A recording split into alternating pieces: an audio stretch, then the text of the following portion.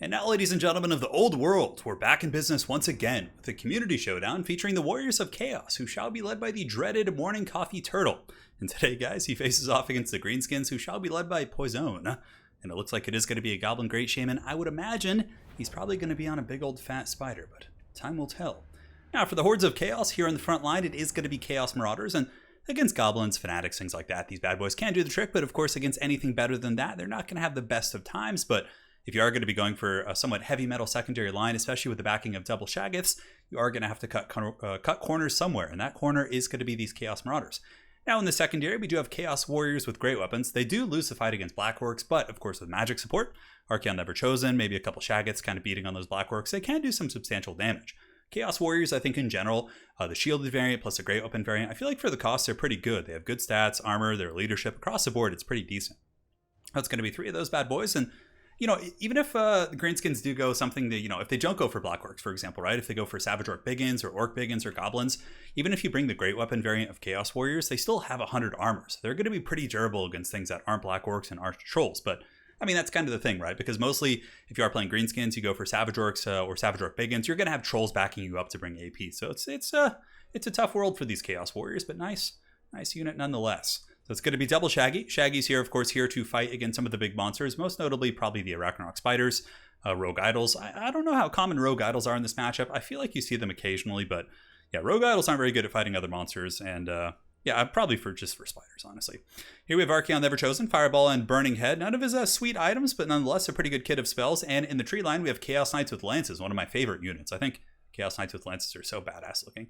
I really hope as we do get into Game 3 territory, we're able to like give them different marks, which give them different abilities. Like, it'd be really cool if you give them like Mark of Nurgle, which gives them maybe like a minus to hit aura. You can like Mark of Slanesh, and maybe they like move a little bit faster and have like a better charge bonus or something. You know, Mark of Corn is like melee attack, and you know what you see from Frenzy.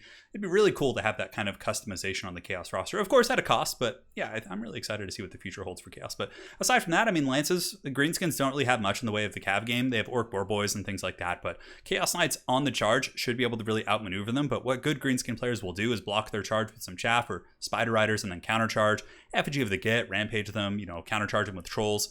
But yeah, I do like Chaos Knights. I feel like they're a really good sweeper unit, kind of in the vein of Blood Knights. If you can keep them alive until the late game when the battle gets like more messy and ugly, they can really shine. So for the forces here of the Greenskins, it's going to be Goblin Wolf Rider Archers, always a nice unit. If the Warriors of Chaos do decide to go with the Spawn Rush, the Wolf Rider Archers are kind of an annoying, quick, hard to pin down unit that can really, you know, put some decent DACA. I would call it subpar DACA, but they could put some DACA into the big old spawn. In the trees here, we have Night Goblin, Squig Hoppers, and the Vanguard, which are anti-infantry, armor piercing, certainly can do some good damage against the Chaos Warriors.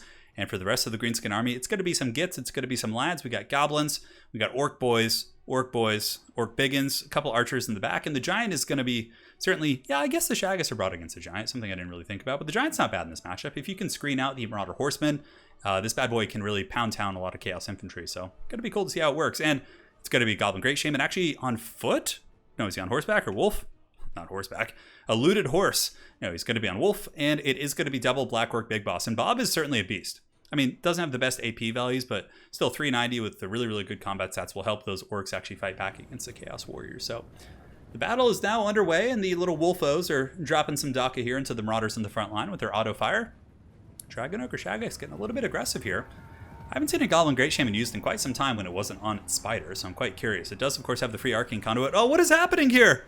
Oh my god, this must be just a massive misplay on both players' end. That's so funny. So both players accidentally sent their units forward. Oh my god, that could have been a disaster. Like, that Goblin Great Shaman could have just been pounded to the Age of Sigmar so hard, where I believe they do actually exist, so perhaps he would have some kinship. But frontline fighting is underway. Chaos Marauders do get the charge on some of the Goblins. Some of the Goblins are able to charge back in a very early Burning Head, looking to catch those Biggins with their metaphorical pants down here, and it does do some decent damage, and you know, with the trajectory of that Burning Head, it might be okay. Let's go ahead and watch. Okay, that turned into a decent Burning Head. It really took a very fortunate angle, and it like dissipates right as it hits the Chaos Forces. Okay, so it hits some Marauders at the end, but that Burning Head actually ended up being quite good, but of course the Marauders are being sent first as the chaff, just like Cultists in 40k. They're sent screaming ahead of their Chaos Lords to do battle.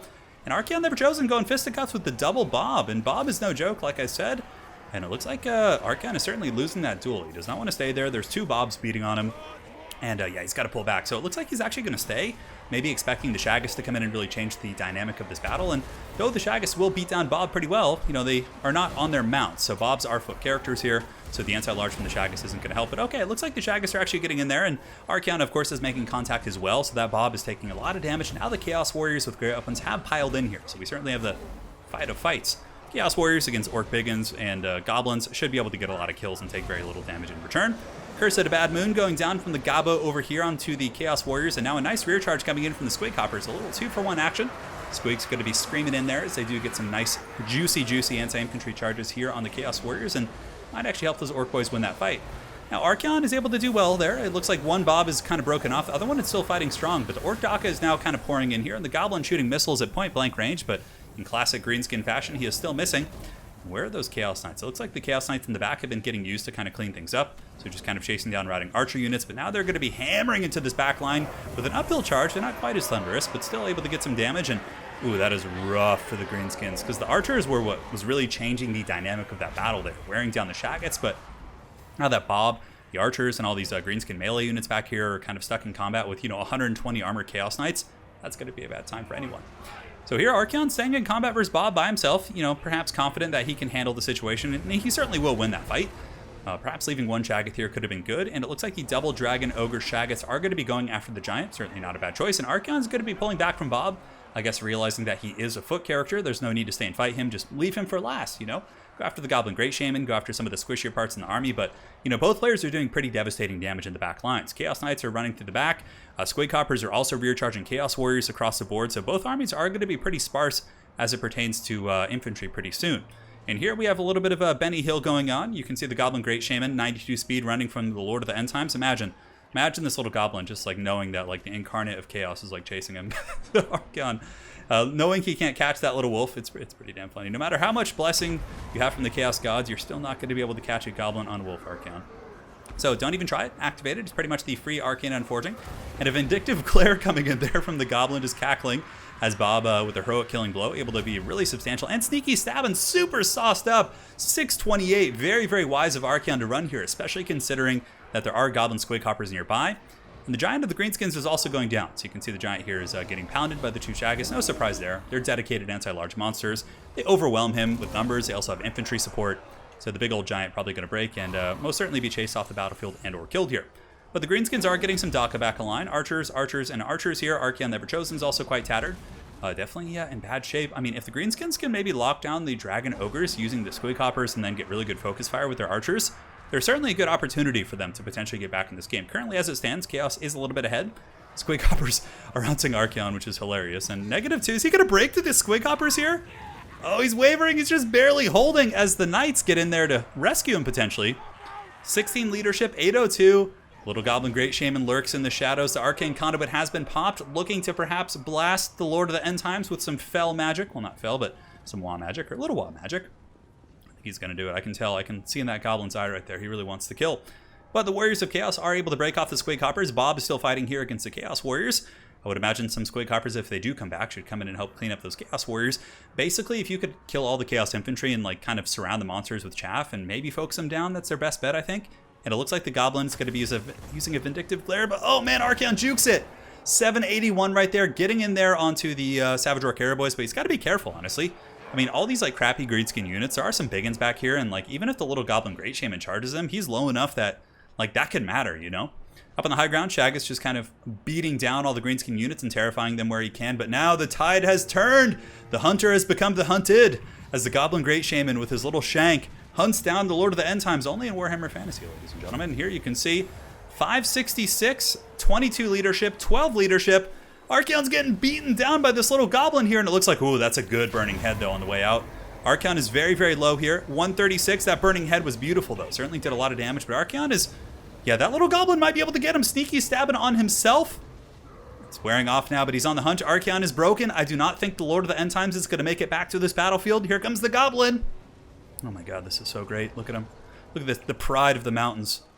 He gets in there, and Archeon, the Ever-Chosen, is face dirt in the look at his cape. Oh my god, it's just like the shame of the defeat at the hands of the goblin has left his cape just rigid with defeat here.